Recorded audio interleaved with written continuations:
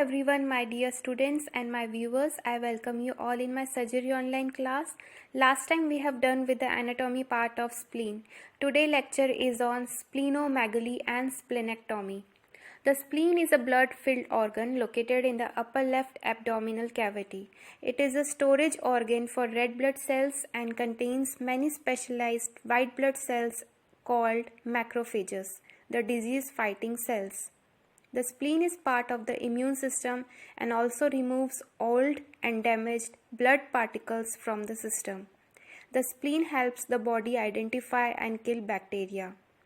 Thus, spleen can affect the platelet count and red blood cells, also white blood cells. Spleen is a major blood filter responsible for removing old damaged blood cells as well as storing red blood cells and platelets that help the blood to clot. Now the major highlights of spleen function.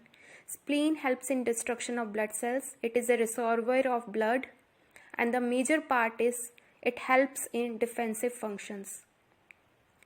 Now the spleen is the largest organ in the body lymphatic system, and it performs a number of important functions that we have already taken.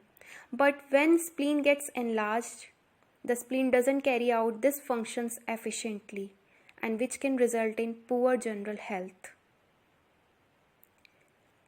Splenomegaly is defined by increased splenic dimensions and volume.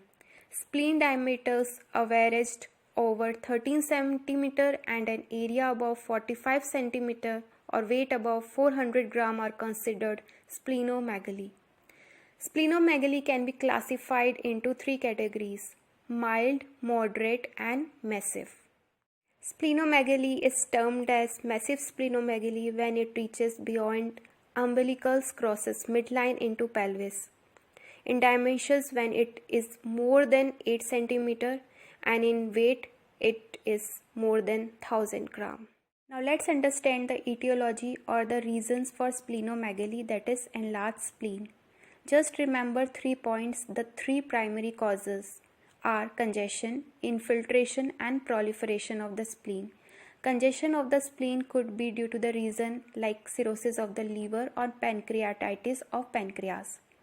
In cirrhosis of the liver, there are important clinical features like jaundice, varices, and spider angiomas. In pancreatitis, severe epigastric pain radiates to back. This is the very important clinical feature.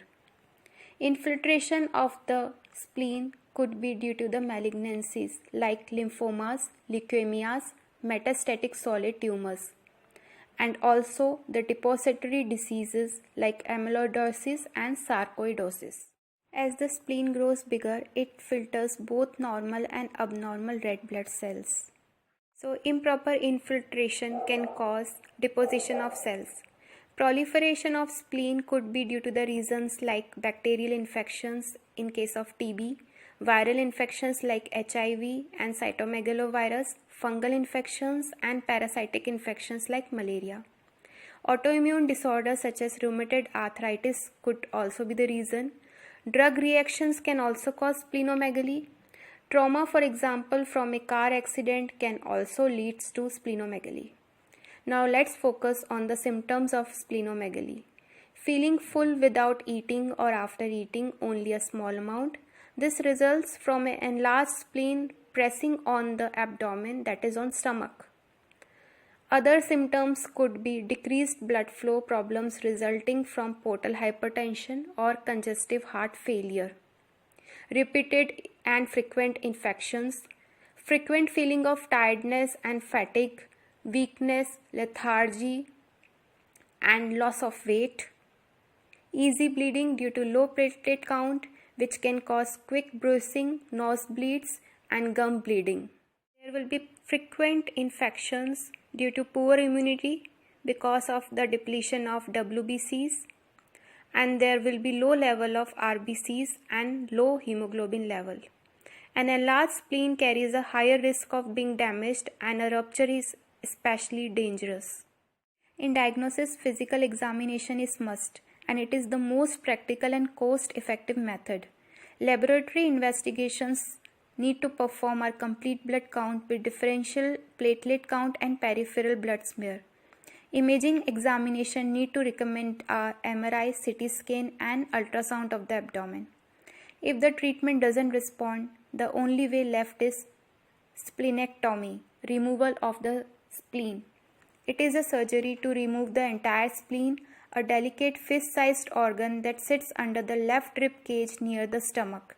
Spleen is an important part of the body defense system. It contains special white blood cells that destroy bacteria and helps the body fight infections when you are sick. If only part of the spleen is removed, then it is called partial splenectomy. Splenectomy is must do in cases like blood disorders like sickle cell anemia, hemolytic anemia, idiopathic thrombocytopenic purpura, and polycythemia vera. Other than this, the conditions like when the spleen gets damaged from any injury, an enlarged spleen or ruptured spleen which can occur from trauma, and certain rare blood disorders, cancer or large cyst of the spleen, or in case of high infections, splenectomy is must.